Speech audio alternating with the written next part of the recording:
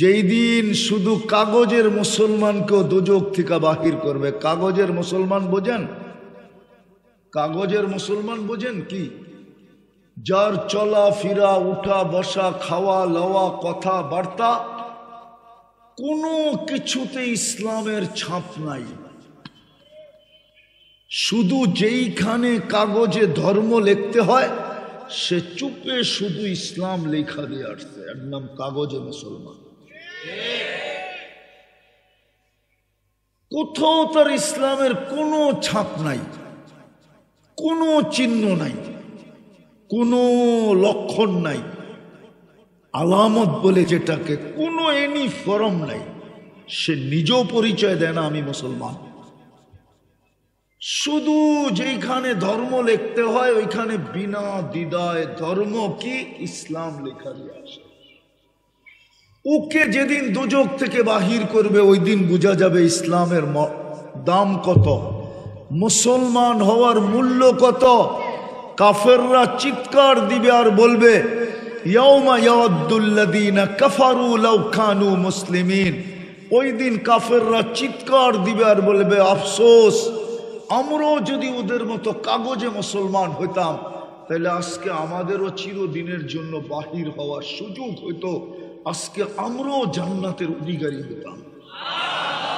তারপরে দোজখকে সিলগালা করা হবে, আল্লাহ সিলগালা করে দিবে, আর কোনোদিন খোলা হবে না।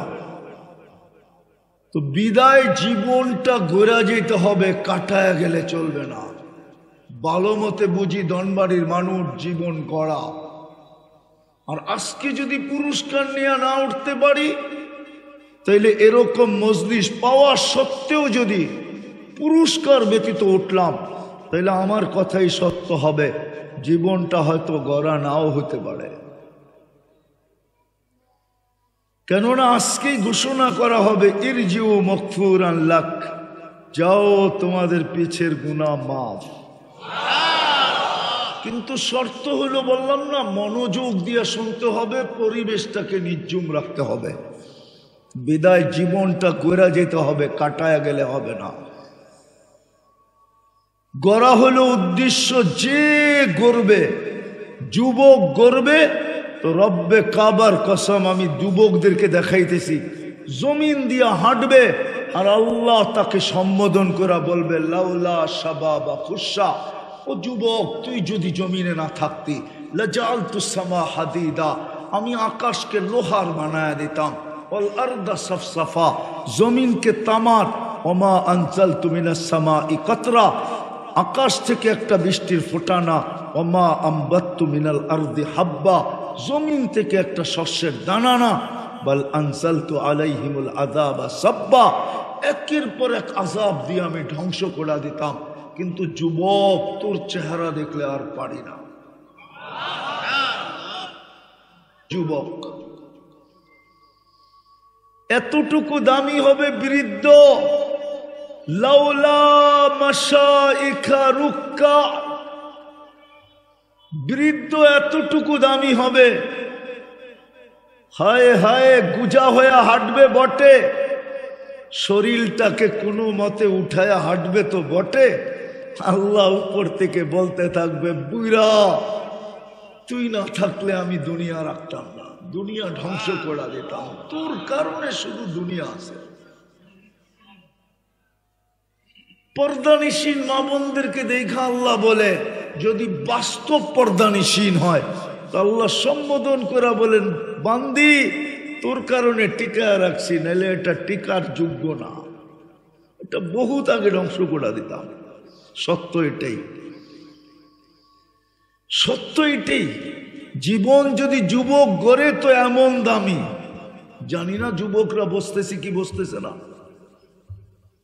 যুবক যদি জীবন গড়ে তাহলে এরকম দামি, আল্লাহ ওকে নিয়ে গৌরব করবে। ইউবাহিল মালাইকা বিশাব্বি সালেহ, যেই যুবক জীবন গড়লো ওকে নিয়ে আল্লাহ ফেরেশতাদেরকে দেখায় দেখায় বলবে দেখ তোদের ভিতরে তো যৌবনের বিন্দুও দিই না আমি, আর এটার ভিতরে আটলান্টিক ঢুকায় দিছি, দেখ এই আটলান্টিক ভরা যৌবন নিয়া দেখ কেমন লজ্জাপতির মতো চলতেছে, আমি তোদের উপরে এই যুবককে নিয়ে গৌরব করি।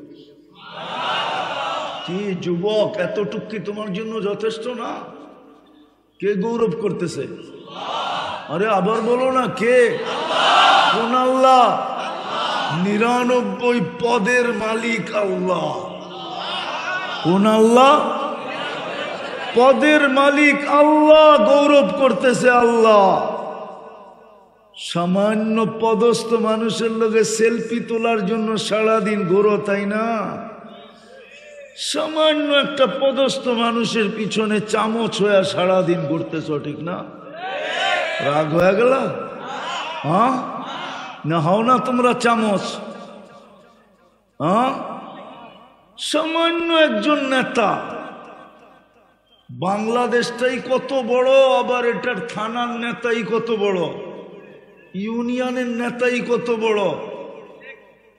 কি বাংলাদেশটা আমেরিকার চেয়ে বড় না? হ্যাঁ, আমেরিকার চেয়ে বড় না? শুধু নিউ ইয়র্ক বাংলাদেশের থেকে 4 গুণ বড়, 4 গুণ।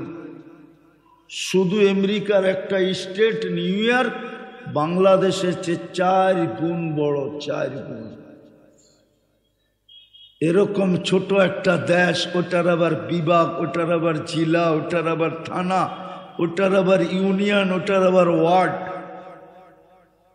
রাগ হয়েও না, পায়ে হাত দিয়া বলে গৌরব করবে কে?